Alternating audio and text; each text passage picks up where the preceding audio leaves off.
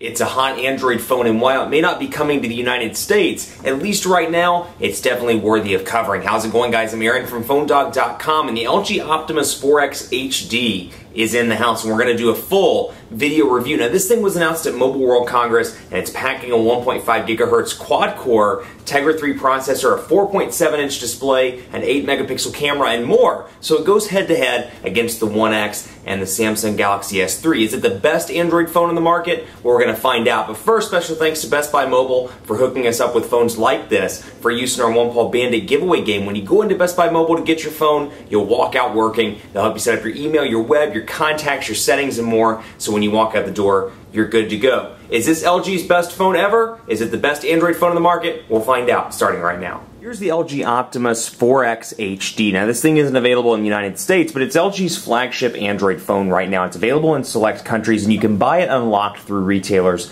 like Negri Electronics in the US, and they're happy to ship it over to you. Now, this thing costs about $600 unlocked, making it a hard play against something like the 1X and the Galaxy S3, both of which are $199.99 at respective carriers in the US on contract. So if you're up for an upgrade and you're like, I'm not really sure what phone to get, it's probably going to make more sense to get an on-contract subsidized phone. But if you're a phone nerd, and we know a lot of you are, because this is PhoneDog after all, the Optimus 4X HD may be an option for you if you're willing to shell out $600. Now, this thing comes in black and white. This one obviously is the white version. Special thanks to Negri Electronics for we bought one, they shipped it over pretty quickly, so it was good service all around.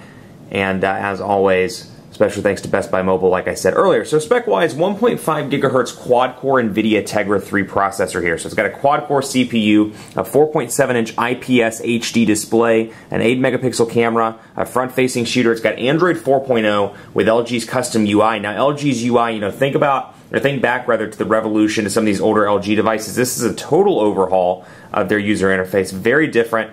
And while you still may love it or still hate it, it has been updated in many ways, and I would consider it to be a pretty substantial upgrade. It's got a 2,150 milliamp hour battery, a 3.5 millimeter headphone jack at the top with a power button over here. You've got your volume rocker over here. It's got a power button, guys. Get excited. Micro USB charging port at the bottom, and then again, a nice big display. Now, in the hand, about 8.9 millimeters thin, if I remember right. I'll have to double check that when I go into editing, but I believe it was like 8.9 millimeters thin, and then you've got, again, a nice design over here, kind of a texturized volume button, which makes it easier to hold, and it's got chrome around the side. So another giant from Korea going up against Samsung, and then of course HTC from Taiwan. You've got another hot smartphone on the block. Now again, not available in the US. No word on whether this is going to come to the US, at least, in some other version. Maybe it'll be the Spectrum 2, or maybe it'll be like the Optimus 4X HD. Maybe they'll keep the name, or maybe they'll brand it something else, but I would love to see it come to the States as competition. Now out of the gate, because this isn't a carrier-branded device, you don't get any carrier applications out of the box. You get things like Alarm Clock, Application Manager, typical LG stuff, but you'll see that the icons are a little bit different because of LG's custom user interface. Now up here, apps, downloads, widgets, and settings are all separate tabs, and you can see those right here. Then I can jump right into the settings from over here. Should be able to jump right in the settings. There we go. And then I can change around stuff within. I can delete applications from here, and then I can hit check when I'm done.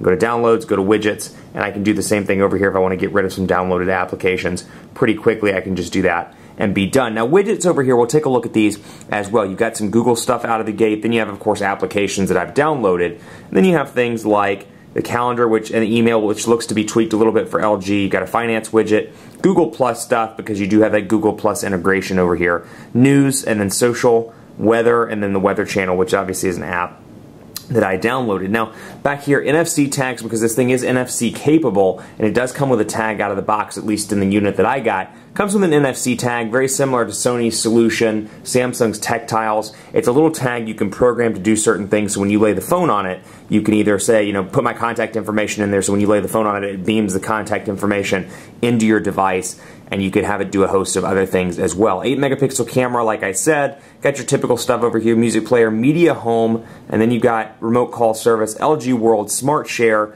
and then some stuff that I've downloaded, obviously, as well. Let's take a look at some of the interface here, because you've got back button, a home button, and then you have a menu button down here. So you'd expect to have maybe a recent applications button, because it is running Android 4.0. Recent applications can be accessed by pressing and holding the home button and taking care of it that way. Pretty quick and pretty easy. And then of course your notifications bar up here, and you can customize. This is something I like about this. And again, I really want to, sorry for kicking the camera there, I really want you to know if you're working with the Revolution, an older LG device, the Spectrum, the Nitro HD, something like that, this is a huge upgrade, at least in terms of both ice cream sandwich coming from gingerbread and also the LG user interface. As I said at Mobile World Congress, it is a huge upgrade, and it definitely pays homage to ice cream sandwich as opposed to having a completely UI'd version of Android. You can see some stock influences, not quite as much as you do with an HTC device or with a Samsung device, but still pretty nice in comparison to the older version. So obviously, let's say, you know, Bluetooth, for example, let's say you want that up the top.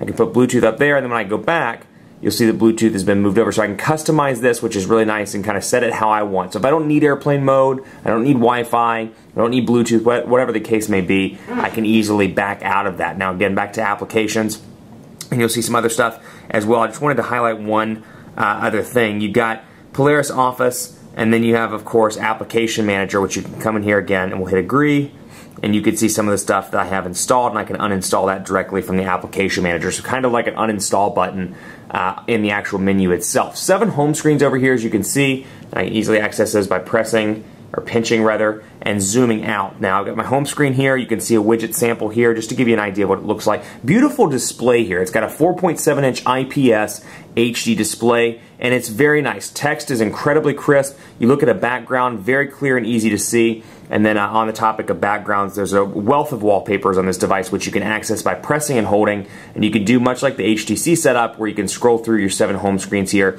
and easily add apps, downloads, widgets, and wallpapers. So I can come over here and let's say I want to change the wallpaper.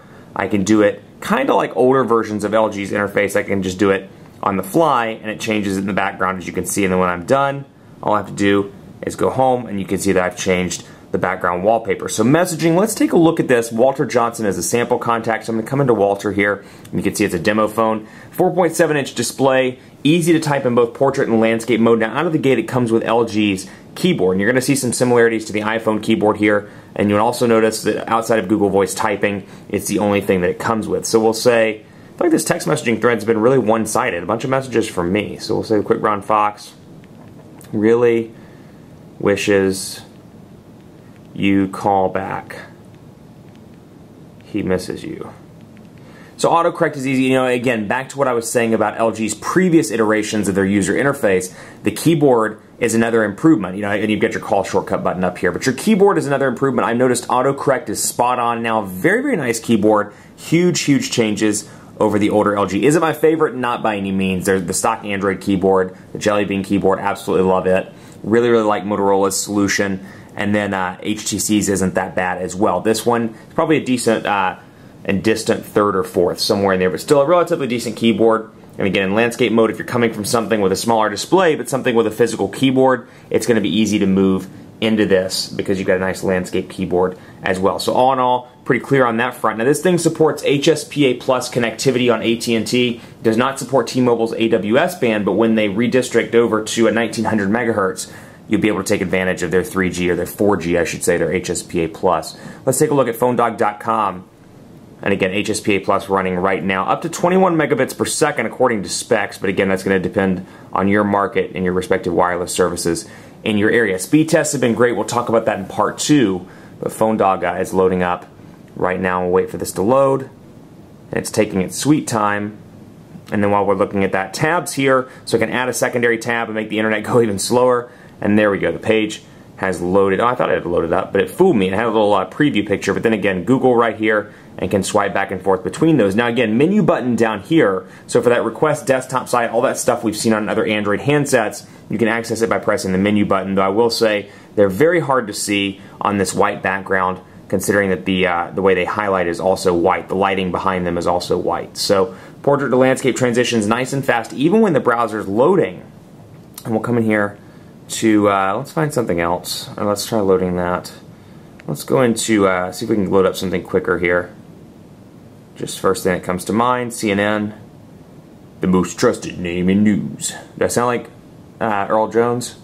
Or James Earl Jones, rather? Earl Jones. Do I sound like Earl Jones? CNN is loading up right now. It looks like the data is taking its sweet time. My office is a trouble spot with most of the carriers, as usual. Wouldn't expect it to be easy now, would it? So Phone Dog's loaded up now, and you can see pinch to zoom, very responsive. Again, quad-core, 1.5 gigahertz, Tegra 3 processor, really doing its job here. No lag whatsoever in pinch to zoom. You're going to have a great experience browsing the web on this device, as you do with most of the Android 4.0 handsets. Very impressed with the overall web browsing. Again, HSPA Plus on this device. A little bit of a coverage issue in my office from time to time because I'm right in the middle of the building, but overall, very impressed with the browser performance.